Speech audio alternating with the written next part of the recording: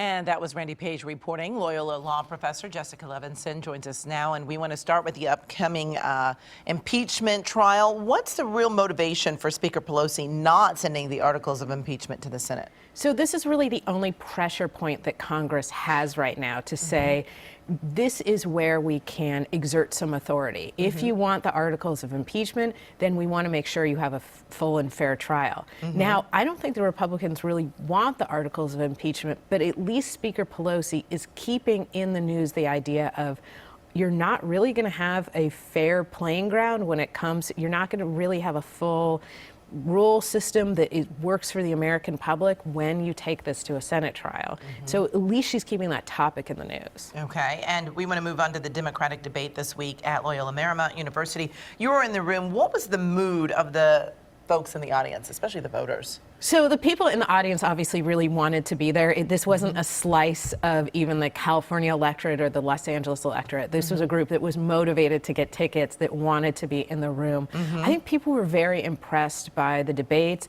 Most of the candidates, I thought, really brought their A game. It was a substantive debate. People talked about high-level policy issues, but then they also used some anecdotes to really humanize these topics. There's a nice discussion on the differences between healthcare proposals, climate change.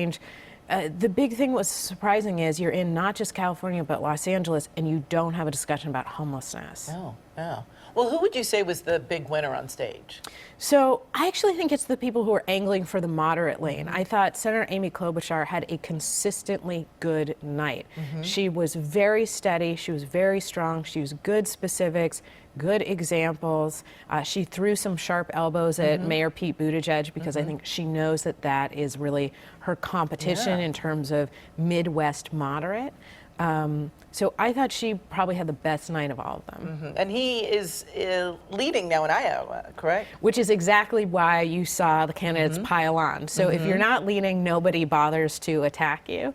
So he's doing well in Iowa, not doing well in the national polls, but of course the national polls don't matter right now. If he can do well in Iowa, if he can do well in New Hampshire, all of a sudden the national polls go up exponentially and he's a contender. Okay. Did anyone have a bad night?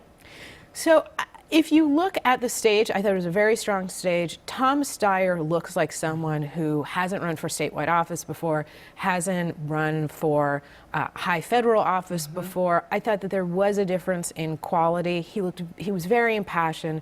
Clearly, climate change is his issue, and I think he spoke about it eloquently.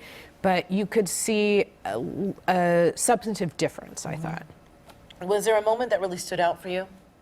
So I actually thought there were two moments probably. One was the theme of, which isn't really a moment, the candidates really trying to throw shade on Mayor Pete Buttigieg and tearing down his experience, tearing down the idea that he's really not idealistic enough.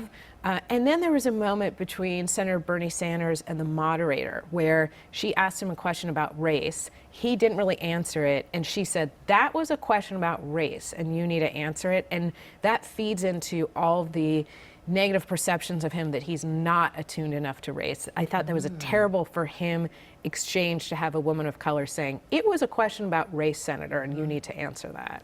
Oh, okay. All right. Thank you so much for joining us. We appreciate your insight.